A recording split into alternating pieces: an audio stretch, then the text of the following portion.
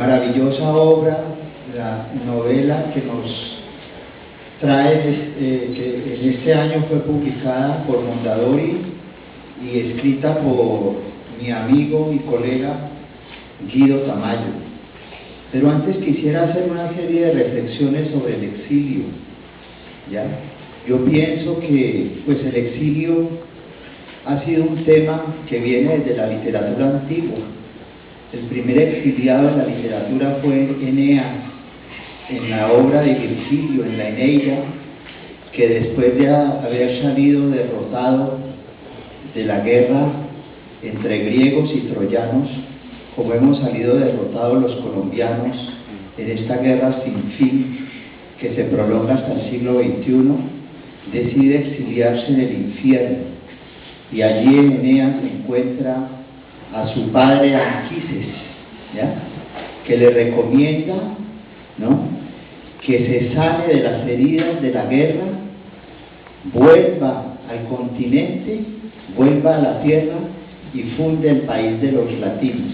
Entre otras cosas, ese es el mito maravilloso de la creación de la bota itálica en ese sentido. Entonces, a partir de este personaje de Eneas, la literatura de una u otra manera ha tenido que ver con el exilio forzado o con el exilio voluntario, ¿ya?, que muchos escritores hemos, digámoslo así, decidido como una forma de vida. La tradición del exilio literario del país viene desde José María Vargas Vila, en la segunda mitad del siglo XIX, que ante la confrontación política y ante las guerras civiles que se sucedieron en la joven República Colombiana, decide justamente exiliarse en Barcelona, vivir durante varias décadas en esta ciudad maravillosa al lado del mar, bañada por las aguas del mar Mediterráneo, y ahí produce una obra de carácter folletinesca que fue prohibida por la Iglesia y por el Estado colombiano, y que incluso hasta los años 50 y hasta los años 60 era una obra prohibida y leída de una manera clandestina por nuestros padres y por nuestros abuelos. Yo diría que esa figura emblemática de Vargas Vila atraviesa, digámoslo así, la literatura del exilio en Colombia.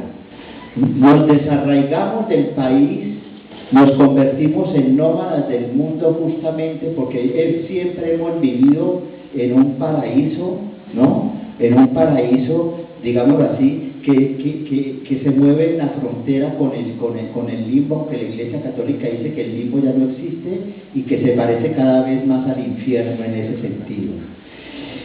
Esa tradición del exilio literario en Colombia y en América Latina después la continúa un gran poeta simbolista, el poeta Vicente Huidobro, en los años 20, que se exilia justamente en París, uno de los principales representantes de la poesía de vanguardia, y por ese gran poeta humano, el famoso poeta de los versos humanos peruano, César Vallejo.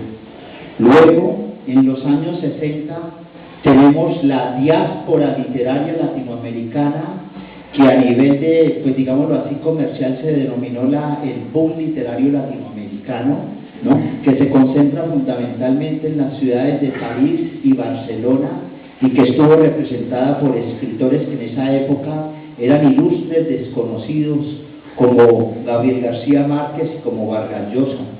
Recordemos justamente que García Márquez es también un exiliado de la tierra, un exiliado expulsado del paraíso colombiano, justamente en la década del 50, en plena violencia colombiana, bajo la dictadura de Rojas Pinilla. Y García Márquez era reportero en esa época del Espectador, ¿no?, y justamente se va a hacer una serie de reportajes de Europa y no puede regresar al país, se queda viviendo en París durante un tiempo, y allí empieza a producir en un cuarto de un hotel del barrio latino de esta ciudad sus primeras obras, como fueron La mala hora y El coronel no tiene quien le escriba. Después La diáspora se amplía con autores como Rafael Humberto Moreno Durá, como Marvel Moreno, como Héctor Sánchez, como Óscar Collazos, que si se quiere, siguiendo los pasos del boom literario latinoamericano, deciden instalarse en la ciudad de Barcelona para allí escribir su obra. O sea, nosotros pertenecemos a una generación de viajeros literarios que hoy en día a los jóvenes les debe sorprender, porque el viaje más largo que hoy en día hacen los jóvenes, ¿cierto? Y los ciberespaciales es a través de Facebook o de Twitter, ¿ya? Después de esta generación del boom literario, viene una generación de jóvenes escritores que también se instalan en París y en Barcelona. Recuerdo autores como el barranquillero Julio Laciregui, como el caldense, el manizaleño Eduardo García Aguilar, como la escritora bogotana Consuelo Triviño, que vive hace más de 2 décadas en la ciudad de Madrid y desde allí escribe una obra en el exilio muy interesante. Y por supuesto, dentro de esa nueva playa de escritores está nuestro amigo y colega, el escritor bogotano Guido Tamayo, que vive una época muy interesante, la época de los años 80, ¿cierto? Una época del destape, la época de la movida española. Ya ha muerto felizmente Francisco Franco y se vive, digámoslo así, una etapa interesante de la democracia española. Yo quería llegar a este punto porque justamente en los años 80 yo ya venía de regreso del país, cansado de tocar en el metro de París. Yo soy músico de metro, por esa razón en Colombia casi nunca toco porque aquí no hay metros, ¿ya? Entonces yo coincido en Barcelona con una serie de escritores colombianos que justamente hacen parte de la diáspora colombiana en Europa. Coincido con autores como Sonia Druque, una escritora de Buenaventura, con Guido Tamayo, que me lo presentan en la calle Riereta, recuerdo tanto, una calle del barrio chino, pues que de chino no tenía nada, ¿no?, para hablar aquí con los colegas, ¿cierto? Y que hoy en día es el viejo barrio del Raval. Allí realmente no había chinos, allí lo que habían era árabes y gentes nacidas en el norte de África. Coincido con Magil y empezamos a hacer un poco el periplo de Barcelona, tratando de integrarse, tratando de instalarse en una ciudad que de una u otra manera, también como lo dice Cristina Barque, es una región, una ciudad muy cerrada. Hoy Barcelona es una ciudad muy distinta, es una ciudad que venía con esa presión y ese legado de la dictadura franquista, etc. Una región que de todas maneras había sido una región roja, una región que estuvo del lado de los republicanos, pero que infortunadamente fue derrotada por la dictadura fascista de Franco. Entonces ahí me encuentro y ahí conozco a un joven escritor que aspiraba a escribir. Creo que todavía no había llegado a ser publicado por Alfonso Carvajal, ¿no? ¿Ya? Alfonso Carvajal todavía era un joven, pues, escritor que deambulaba por el barrio Manga de Cartagena. En esa época estábamos tras la saga de Carmen Balcells, ya, fundamentalmente una señora completamente, pues, utópica e irrealista como Dulcinea del Toboso.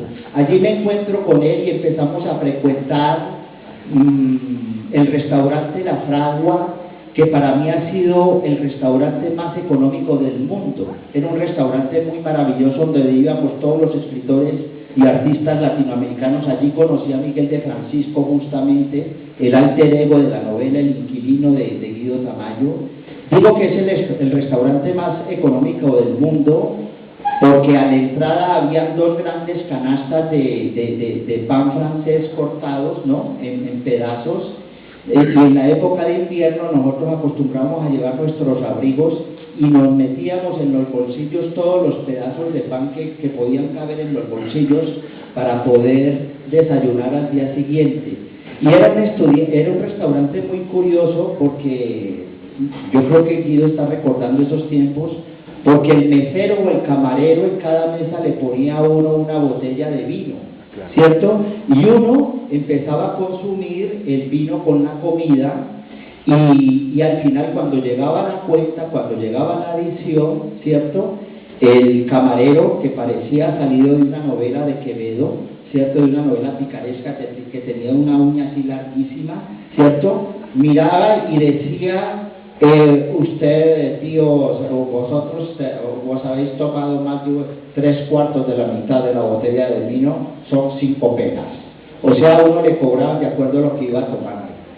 Y como los escritores latinoamericanos hemos sido tan barrocos y tan retóricos, las cuentas eran enormes en ese sentido. Bueno, tuvimos experiencias muy interesantes y después el exilio termina con el regreso a la casa, ¿no? Porque todo el mundo cumple ese periplo. Todos, si se quiere, de una u otra manera, somos como Ulises, que regresamos a nuestra casa. Y vuelvo a toparme con Guido Tamayo en la ciudad de Bogotá. Yo quiero leer enseguida un pequeño texto que escribí a propósito del inquilino de Guido Tamayo y que apareció publicada en el periódico La Palabra de la Universidad del Valle. Dice